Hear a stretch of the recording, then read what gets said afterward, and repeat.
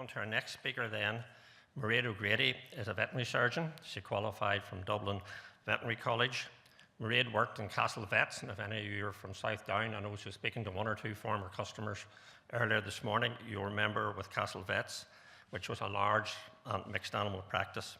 She then went on to work for MSD as their veterinary advisor. MSD are the biggest manufacturer of vaccines to Northern Ireland.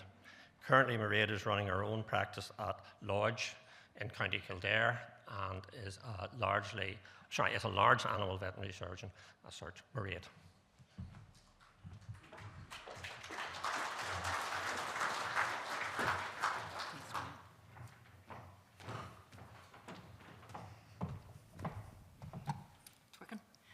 Morning, afternoon actually. Thanks Norman and thanks for the introduction. So, following on from Phelim and Duncan, beefing up production, and I think it's back to what Duncan even said, it's very much trying to get more from less. Phelim highlighted the kind of significant drop in cow numbers and stock numbers, and what we have we need to be much more efficient with, and it's not actually that hard to achieve. So a little bit about me. I'm from the west of Ireland, from the foothills of Crowpatrick. Occasionally we go to the summit for better phone reception. And in practice, I suppose, it's what's evolved just from my time in Castle Vets, as Norman said, my time with MSD, working with a lot of other vets and farmers and farm advisors, and now in my own business, very much focus on maintaining herd health. Because if we have a healthy herd, they're going to be productive. So productivity is key. And animal welfare is key. Animal welfare fits very well in there. It's not a separate entity. If an animal is in the right environment, it's going to be stress-free, it's going to be productive, it's going to remain healthy, it's going to be profitable. What I don't accept, and any of the farm businesses I work with, I suppose our motto is not to accept. We don't accept sickness. There's not an acceptable background level of sickness that we have to accept. We try to reduce that constantly. We don't accept unnecessary treatment rates. It's conversations I have regularly on my farms. How many animals have you treated today? How many animals have you treated this week? Try and get a real handle on what's going on, as opposed to, well, what do you think it is? And they give you a random percentage that probably means very, very little. So let's get a real handle on what's going on. And we don't accept poor performance, because that's obviously not profitable. So that's the way I think. That's the way I try to work on farm. And most of my farm clients, that's the way they think. Norman told me there's like a mix within the audience, and to make it relevant to everybody is not always easy.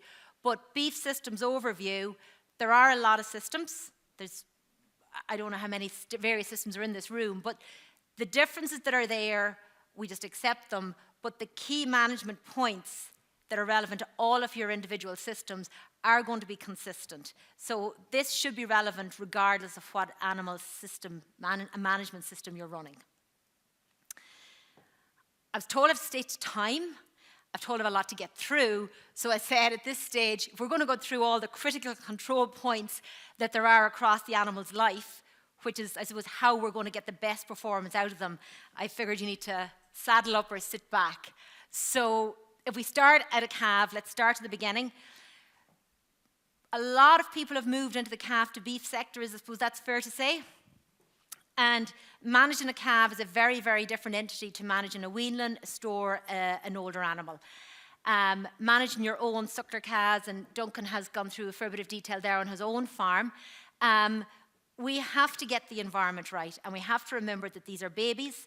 They have very, very different level of resilience, and Duncan referred to resilience with his cows. I think it's a very, very important thing to think of in your animals. They only have so much resilience. We cannot over-challenge them. We cannot stress them too much.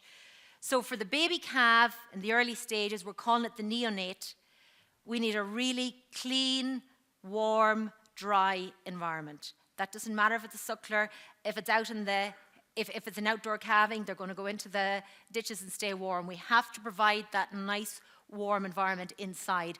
And that doesn't matter, say, what type of system you're running or what type of calves are born. And then as we move on to the rearing phase, all of the above still count, but then the nutrients become really important, be it suckling the dam, a milk feeding phase if they're dairy to beef, and also the concentrate feeds being offered, because the intakes going into that animal is dictating the health, the immune system, the growth rate, the profitability, and how well it's going to last in your system and get out the other side profitable. Clean water. How many of you test your wells? Test your mains? Are you sure what's going into them? Water is a huge component of what's going into these animals, particularly in calves, particularly if you're feeding them a milk replacer. Just make sure the water that you're feeding them is clean. The bacteria count in some wells can be very, very high. So if that bacteria, if the calf is ingesting that, what's potentially going to happen next? It's going to burn up a lot of energy just trying to stay healthy. It's maybe going to get sick. But it's certainly small little attention to detail can save you a lot of money. The vaccines fall in at that stage, and I've left vaccines as a very general term because for my client base, anybody that's rearing calves, rearing beef animals, vaccines are non-negotiable. We are going to prevent the key diseases. We're not going to manage them in any other way. Other than that, we're not going to see eye to eye, and we're not going to have any long-term relationship there. So vaccination for pneumonia, vaccination earlier on for any of you that are suckler herds, with your own calves, vaccination for scours at that point, they are, as I say, non-negotiables. And as we move on from that neonatal to the rearing into the weaning phase, it's all about stress reduction. So I've transition mentioned, and we'll mention transition right throughout the afternoon. Transition is literally when an animal is moving from one phase to the next. And that management should happen, management of that phase changing should happen over 2 to 4 weeks.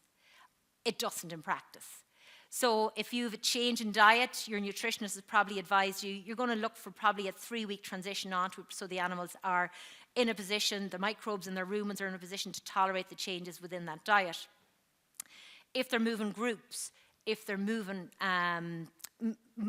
indoors to outdoors, any movements, if they're moving off a milk feeding phase onto concentrate and forage, that's transition. With transition comes stress. With stress comes immunosuppression. Thereafter, we have disease. That's where our loss is. So if we manage transition and remember transition, no matter what type of production system you have, we should have a much more productive and profitable herd. The key focus for managing calves, so it's the stage 1, I suppose, beef production, is number 1 is going to be scour.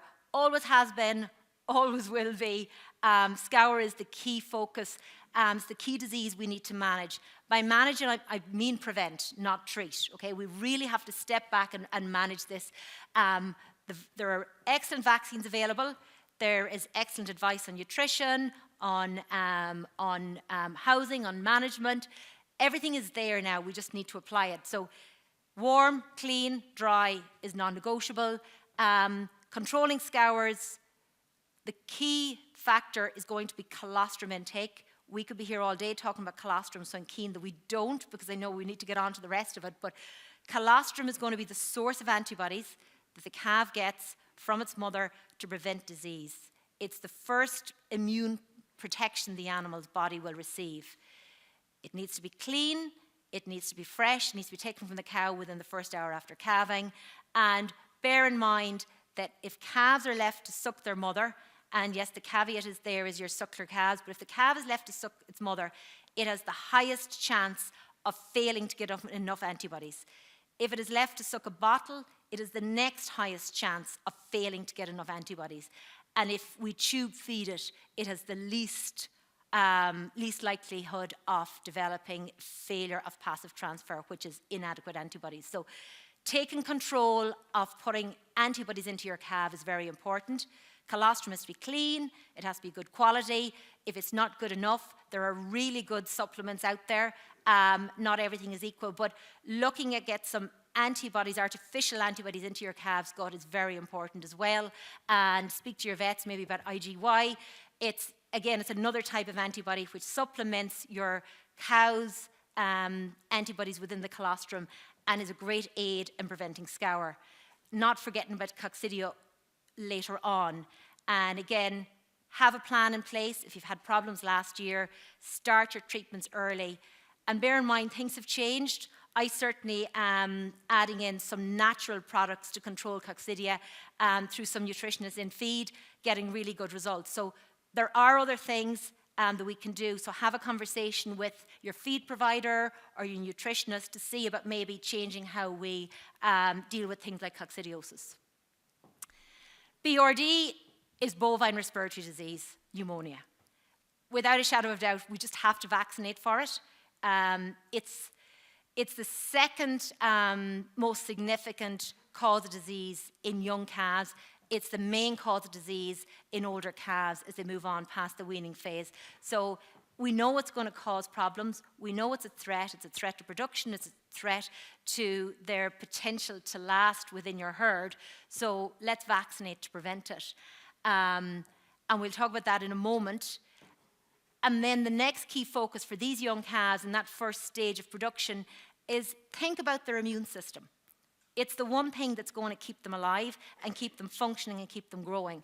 So minimizing stress, minimizing all those transitions is important, and then look and see what we can do to support their immunity, support their gut integrity, because their gut lining is there to try and catch a lot of those microbes that they're ingesting. So the bacteria potentially in contaminated water, dirty feed buckets, dirty milk, those bugs are going somewhere, and we need to maintain really good gut integrity so they don't cause disease. The colostrum and the transition milk early on is going to help with that, and then potentially some additives into your milk thereafter to try and boost that. But we have to think scour, pneumonia, immunity. So the stage 1 calf plan for me, I try to get everybody to weigh their calves. We need to know where we're at and how we're performing. Feed, water, straw is critical, and within feed I'm including milk, because milk is a feed. It's what we're going to give them to grow them. So the quality of those is important. Have some conversations, not around price, around quality and what you need, and then decide on price thereafter. Feed, a similar conversation.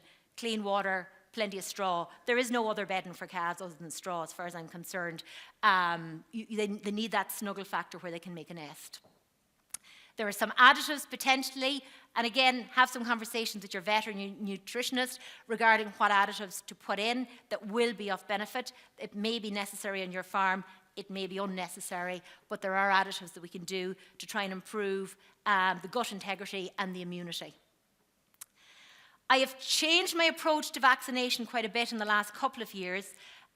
We do vaccinate for pneumonia quite early on, but with the, I suppose, the emergence of mycoplasma is a much more significant player in respiratory disease in calves. I'm incorporating that for anybody rearing calves as part of my core vaccines. It would have been an added extra at some point in time, but now I would consider it part of my core vaccines. And any vaccination program, just be sure that the boosters are going in at the right time. So for the likes of mycoplasma, there's now one vaccine commercially available. It's 2 shots 3 weeks apart. It gives good protection. I have found, regardless of the cost, we have reduced antibiotic usage significantly on the farms where we have used it. We have reduced sickness, we have reduced mortality. So there has been a significant return on the investment. But the most important thing is the system has been able to keep going seamlessly. We haven't had a huge surge of labour requirements when we've had pneumonia outbreaks. So mycoplasma vaccination for anybody rearing calves, I feel, is an important addition to your basic pneumonia vaccines. Clostridial vaccines sit in there, but just be very aware that overstimulating the immune system is not a good thing to do. So we have to time our vaccines carefully. And again, you'll hopefully have a program with your vet, but any vaccines that aren't licensed to be given together, we usually advise at least a 2-week gap, which can make it tricky to fit your clostridial vaccines in there. And we assess the herd risk. If your calves are going out, I would prefer they're vaccinated prior to turnout. If, like some of my dairy herds and increasingly some of my beef herds, we're keeping the calves in that little bit longer, then we'll have a different conversation about the clostridial risk and where we can fit that vaccine in. The weaning process, it's back to transition, back to stress management. Wean gradually. It's changing phases, changing from a dependence on milk feed to solely moving on to concentrates or forage. And that is very, very stressful and very, very significant. So do it very, very gradually. And at that point, also consider another weight check. See what daily live weight gain there's been. I would find in my calf to beef systems, at a minimum, we're doing 0.75 of a kilo per day, and certainly up to a kilo is achievable, and over that depending on your breeds and your management systems. But certainly, unless you're weighing, you don't know. Now, when is that weight? That weight is at usually, because these calves, at a lot of the calf to beef systems, they're purchased. It takes a little while to transition them onto concentrate feeds, as well as managing getting them maybe switched over onto your feeders. So I would usually find we're weaning nearer the 10-week mark, some maybe out nearer 12 weeks.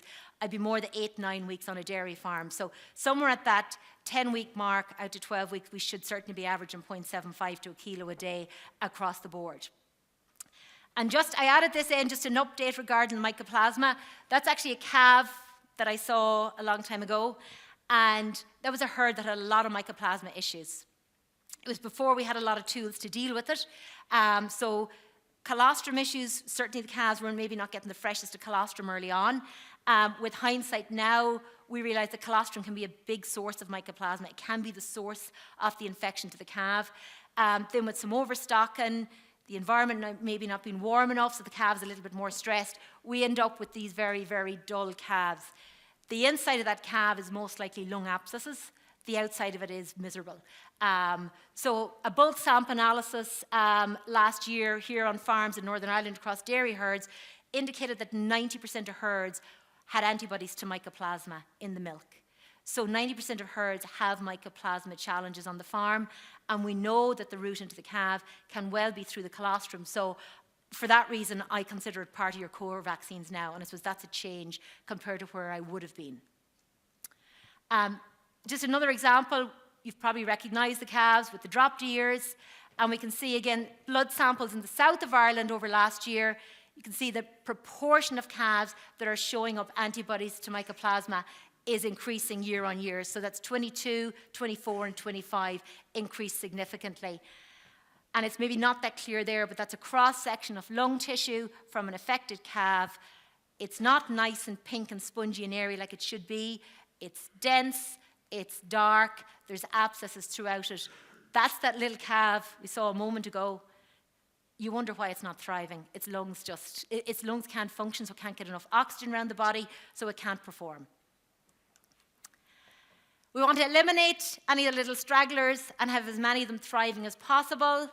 So that's really down to the environment. So I just said, I'll give you just a few pictures from my camera roll of farms that I work on or I've been on. So that's calves we reared spring 2025.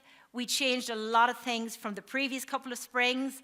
And as you can see, there's plenty of straw. You can see the straw. The calves have lots of space to lie down. It's bright. We've put in the timber cladding around the back to try and improve airflow. We're working with an existing shed. It's not going to be perfect. You can't see there, but there's plenty of access to feed and water down the front. These calves come down to an automatic feeder.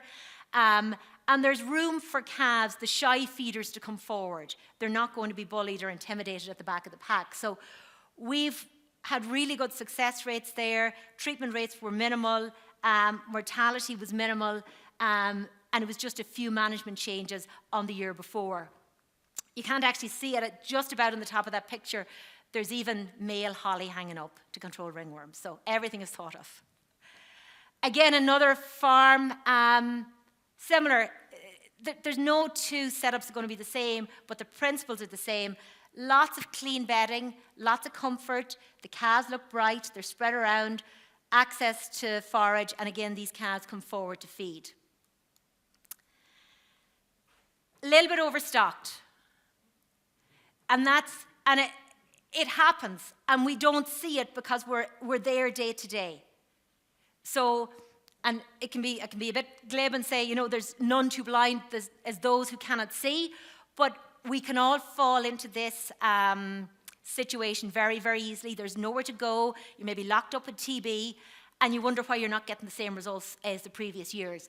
Those calves can't even get forward to feed properly. The bedding is getting too mucked up. Because the bedding is getting too mucked up, the ammonia from that bedding is significant. The heat is significant. So the risk of pneumonia is huge. The risk of mycoplasma, because I find it's a disease of intensification, is huge. And they cannot perform adequately. If those calves go outdoors, what are they going to continue to do all summer? They're going to continue to cough. They're going to continue to underperform because we've set them up to fail. So be very, very careful that you don't fall into that trap, and it's easy done.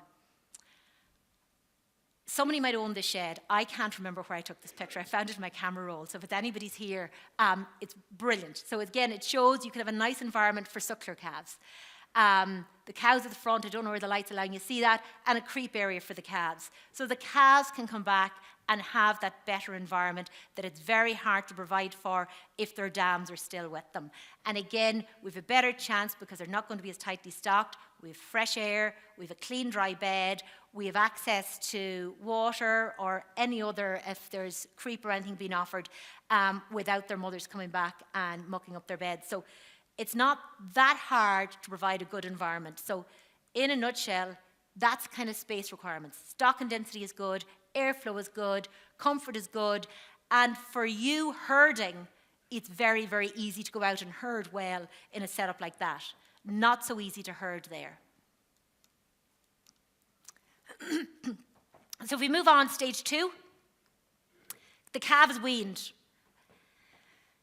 Again, that is a transition. Keep remembering, that's the alarm bell in my head. Any change, any transition is stress, immunosuppression, sickness, poor productivity. As it's weaned, I suppose one of the biggest changes is that dietary transition. So some calves will be going to grass. More of my herds are not going to grass at that stage, they're staying in. And we have to manage how they switch on to a concentrate and forage diet. Again, with clean water available. Parasite challenge is going to be huge here. So within that, coccidiosis is still a risk. When animals become exposed to coccidiosis, they should develop a pretty good, fast immune response that's long-lasting. But if the challenge that they become exposed to is significant, there can be a lot of gut damage. So at whatever point in that animal's life, and it's usually in the first few months of life, but it may be a little bit later, at whatever point it hits, there can be significant gut damage and a lot of changes in fecal consistency, and as a result, poor thrive. So parasite challenge is coccidia, lungworm, and gutworm at turnout. Gutworm is going to be number 1, lungworm is a bit later on. So depending on when you turn your animals out, we just have to come up with a plan that's going to be the most appropriate for your farm and your farm history. And that's going to come down and focus on grazing rotation as well.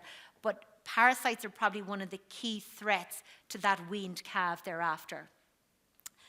I vaccinate for pneumonia when they're calves, and then a little bit later on, because sometimes it's hard to fit in all of the vaccines that we need to do, at that point IBR becomes non-negotiable.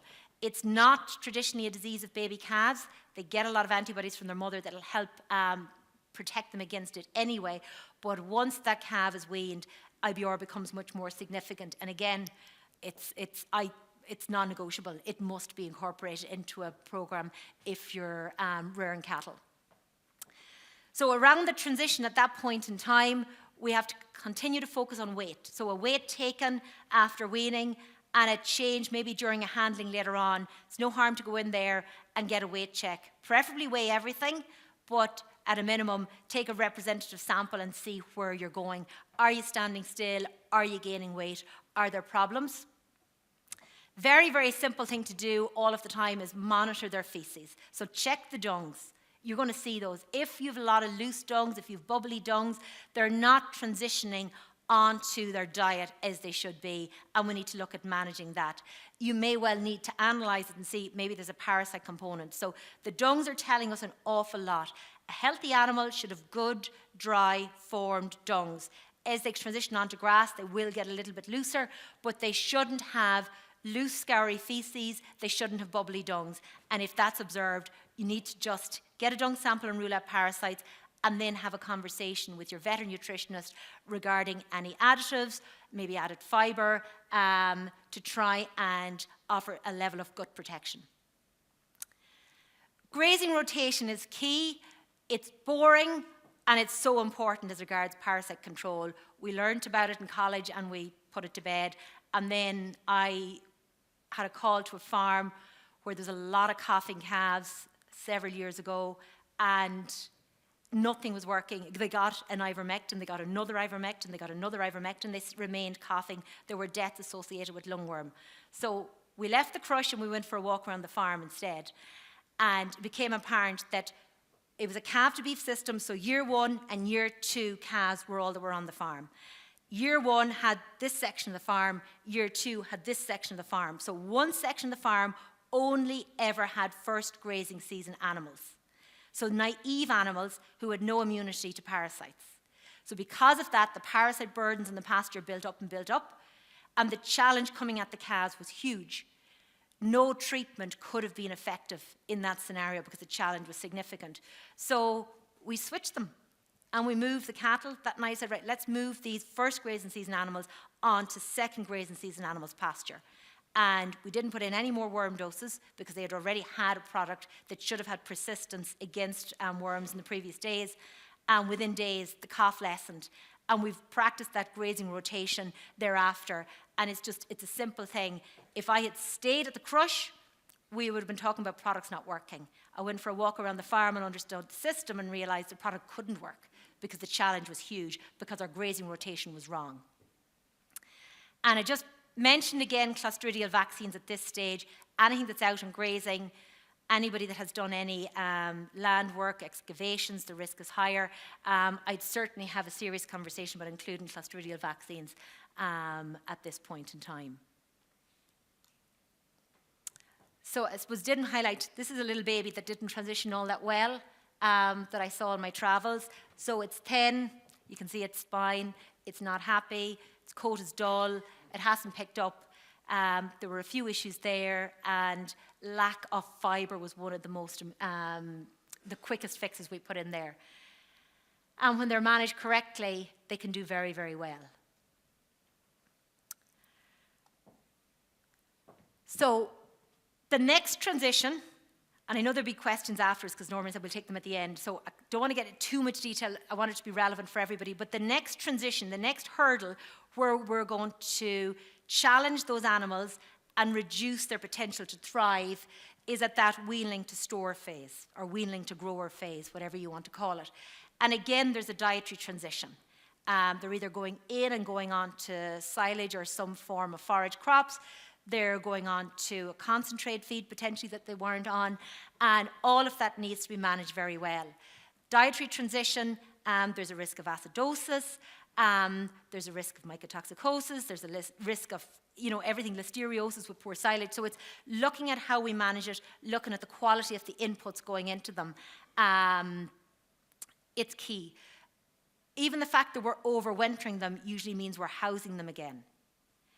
Houses need to be managed properly. So the examples I gave of calves there in the earlier photos, none of the houses were ideal, but we could manage them in a way that they became much more suitable. So we look at airflow as the number one factor when we have these weaning to store animals. Spent a lot of time on a few farms this year trying to modify that. Some needed fans. I'm a big believer that we're in Ireland and we have a lot of wind and we have a lot of natural airflow, but some farms, it's just not enough. We need to put fans in, we need to put them in correctly, and the fans can very quickly pay for themselves by the reduction in antibiotic use. The reduction in antibiotic use tells me we've had less sickness, so straight away there will be more thrive, less risk of mortality, and a much more pleasant environment for you to work in when you come out herding in the morning. You know you're not dreading finding sick or dead calves. So managing the housing is important. So ventilation is key. Light is important, so you can herd them and you can identify them much earlier. Lying space and access to feed is very important. Feed access, I'd find in a lot of beef setups, can be compromised. It's not just enough feed access. So if there's not going to be enough access to feed, you have to look at how you feed them. Are you feeding them twice a day to make sure the calves all get a better chance of feeding? So look at ways of making sure that they can access that feed as well, and that that feed is very, very consistent. Parasite control stays. In that first year of life, I find parasites Very, very important. They're a threat. They can be challenging enough to control, but we really need information to manage this properly. And a fecal analysis can be really, really useful, probably the cheapest bit of useful information you will get. Later on in the season, it's less useful for lungworm, so that's the caveat there. But early in the season, we can pick up coccidia, we can pick up stomach worm, and we can pick up flukes in a fecal sample. Lungworm needs to have completed its life cycle, which is a minimum of 3 weeks after exposure, for you to get positives in your fecal sample.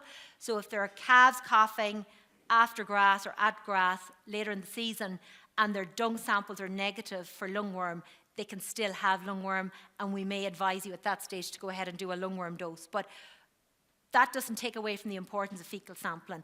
Analyse and see what's going on. If there's no evidence of feces, animals are scouring, they've been transitioning, they maybe just haven't transitioned properly, and then that opens the door to have a conversation with your nutritionist, say, what else can we do here to manage that?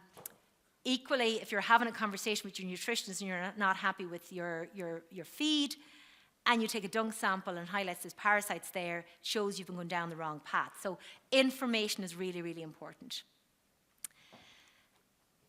For these weanlings, anybody, they can be your own weanlings from the calf to beast, anybody buying in weanlings, I'm coming to the position now where I think we're probably going to have to add in a mycoplasma vaccine into them also. Certainly for some homebreds on farms that have had problems, I consider it part of the key vaccines. So I think that's something that's evolving a little bit. So probably by this time next year, what I've said here today, I'll already be contradicting. But IBR is key. Your basic pneumonia vaccines on top of that, I think, are key, and potentially mycoplasma control. If they've been done as calves, for that transition coming back into the house when all the stress is coming at them, that's when I would usually advise we give their boosters. At the time of coming in, if they're already fully vaccinated, preferably prior to it, if there's a handling or there's an opportunity to do that. But at that stage, the key focus for me on my farms is we try to check some weights. Have they thriven? What are we dealing with? Okay. Continue to monitor feces. So regardless of parasites or anything else, that is telling me how they are performing on your diet. Monitor the feces. Respiratory vaccines, parasite control. As part of parasite control, I've mentioned lice. I find on a lot of my farms, when we clip their backs properly, we have a lot less issues with lice. Lice is not the most difficult parasite to control, but it can cause a lot of upset. It can leave the animals very, very disturbed. A disturbed animal is not eating properly, it's not settled, it's not resting properly, so it's not growing properly. It's a very, very cheap fix, and I like backs clipped coming into the house anyway, but I do find if we need a lice treatment, it's usually a bit later in the season, and only the one treatment usually does it. So, but don't overlook the discomfort that lice can cause on your growing cattle. And with the diet, I've just advised caution, okay? It is really important. Look at your silage, talk to your nutritionist, analyze your inputs, know what you're putting into them. Norman referred to the importance of kind of managing and monitoring and measuring. You need to do the same with your silage or whatever forage you're putting into your animals. Don't assume anything, analyze it, and then balance your feed accordingly. But it's part of that transition where we don't want to challenge them too much more than they need to be. Moving on, you can call them whatever, store to finishers, grower to finish. Again, it's a transition. So the point where I'm needed on a farm is at those transitions. It's always thereafter that we get the sickness. So we want to try and manage those as well as we can so that you don't need me or my colleagues on an emergency basis. Again, the store to finisher bit, there's usually a dietary transition. Manage it well. So just remember, moving between phases, particularly with diets, should happen over a period of weeks. Manage it carefully over a period of weeks. It's not a quick change. Any animals that have had a second grazing season, they're coming into the house, that's a stress. So we're back to look at the stocking density. Weighing animals is really important because you may well find that the animals are coming in a lot heavier than they did previous years because overall your practices have improved. If animals are coming in heavier, can you fit the same number of animals in a pen as you did every other year? So that's going to affect your stocking density. So it's not that pen takes 20 cattle or 25 or 30. It takes a certain amount of kilos. Are they going to still be comfortable later on in the winter? So bear in mind the weight, the size of those animals coming in. So I love getting weights throughout the year to have a better handle on what's going on. For these older animals, stomach worm is rarely an issue. Rarely. It's still possible. Lungworm is less likely to be an issue also because they're in their second grazing season. It's still possible. But depending on the weather, fluke is important and it will impact on thrive. So there are various ways of analysing their faeces. You can do a blood test for liver fluke antibodies.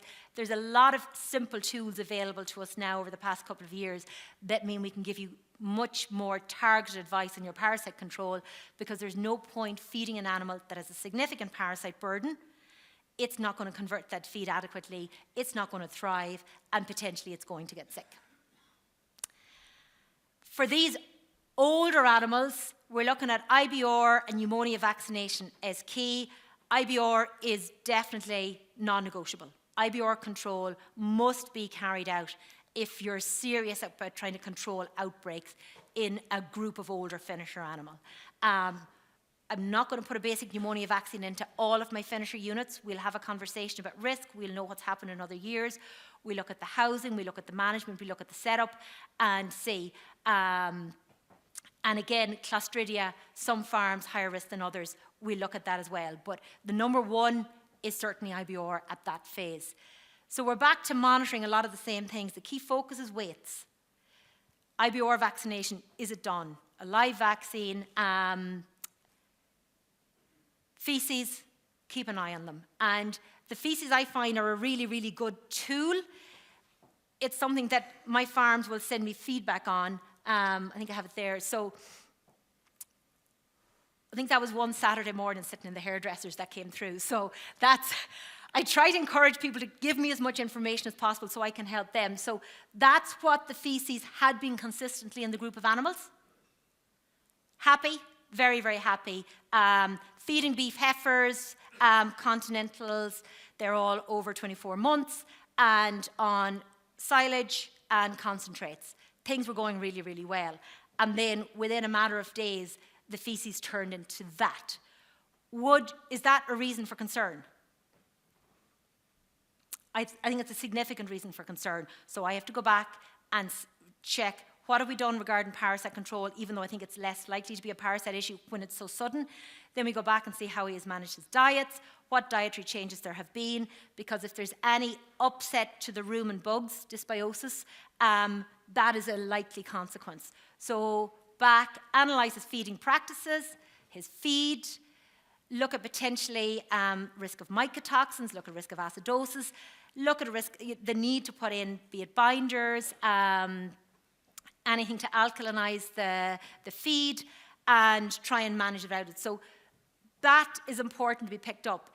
If fecal changes weren't picked up at that point in time, in a few days to a week, we were much more likely to have sick animals. So it is really, really important to use the tools that are readily available and cost you nothing. So diet is important. IBR vaccine, non-negotiable. Parasite control is certainly something to be considered, and we can test it quite a bit. But weight checks are so, so important.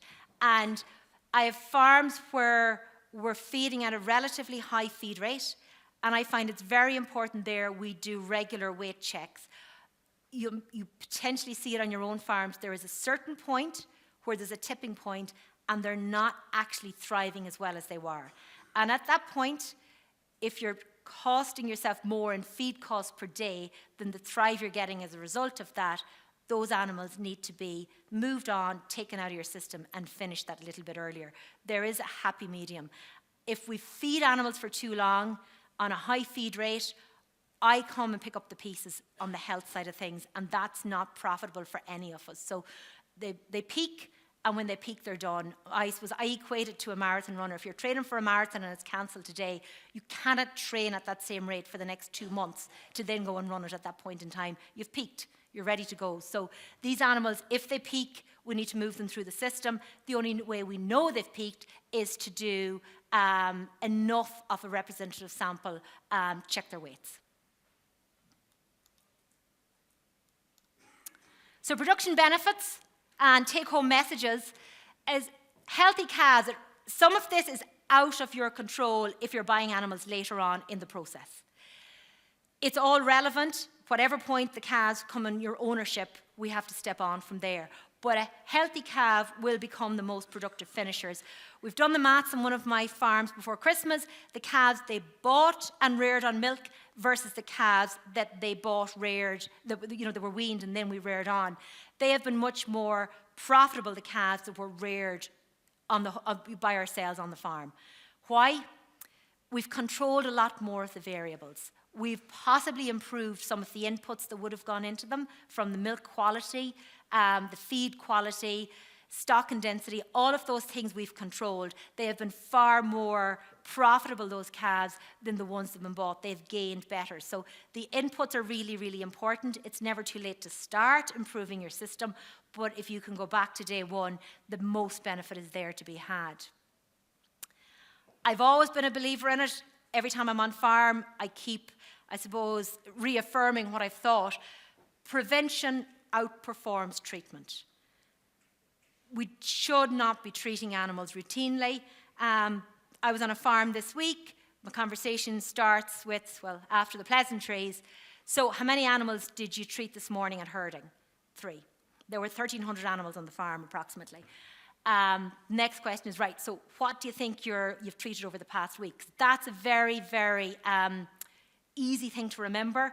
I said, would you be doing 20? And I was like, actually, it wouldn't be. So 3 was a bit of an excessive day. So they're doing maybe 15 to 20 treatments in the week. Next question is, what are those treatments for? Most of them are for lameness and for injuries and a few pneumonias. So straight away, I'm a lot happier that our pneumonia control program is working without doing any other tests, just getting a handle on what's happening on the farm with treatments. He has highlighted to me now that we have a lameness issue. So how do we manage that? See, can we move the heavier problem animals onto the area that has the slat mats as opposed to the slats without mats? Look and see how we can manage them.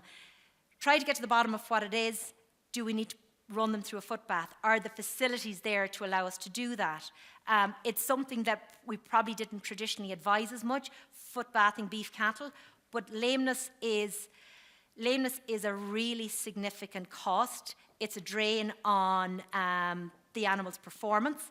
So managing bacterial or chemical issues, so slurry heel, mortellaro, that's only possible through good hygiene and to get us out of that black hole at the start when we have a problem through good foot bathing. I would caution you to be very careful with foot bathing. Try to have a facility where you're not having to do too much handling.